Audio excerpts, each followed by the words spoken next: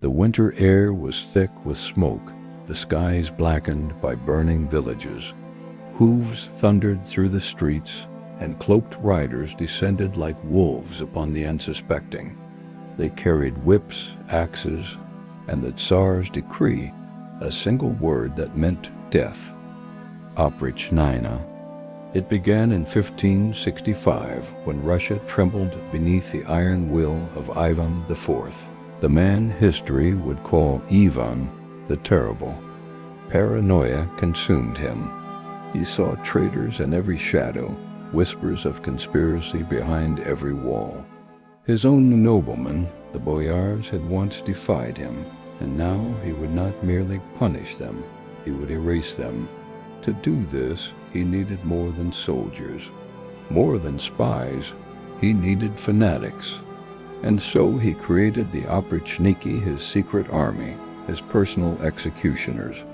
They wore black robes, their saddles decorated with the severed heads of dogs, a warning that they would sniff out treason and tear apart the guilty. Their mission?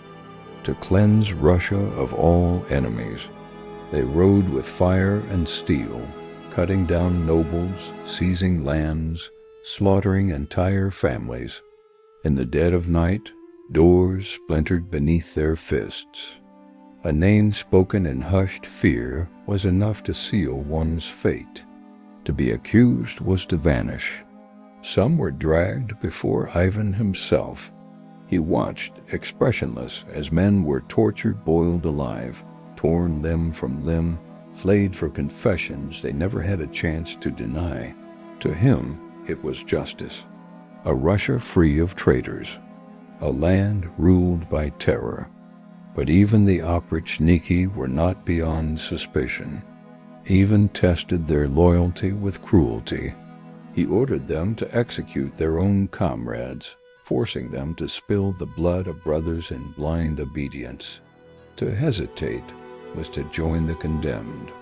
Loyalty or death, there was no middle ground. Then came Novgorod. Rumors reached Ivan's ears, whispers that the city would betray him, that treason festered in its streets. True or false, it did not matter. His fury was already a storm. In 1570, the Oprichniki descended upon Novgorod like a plague. The streets ran red as thousands perished. Nobles, merchants, peasants, it did not matter. They were drowned in the frozen Volkhov River, their bodies piling beneath the ice. Women and children were not spared. By the time the bloodshed ended, the once great city was a graveyard. And still, Ivan was not satisfied. But terror cannot rule forever.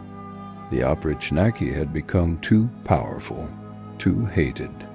Their violence had weakened the land, leaving Russia vulnerable to enemies beyond its borders. Even Ivan saw it. The monster he had created was no longer useful. And so in 1572, he dissolved the Oprichnina with a single command. Some of the Oprichniki simply vanished.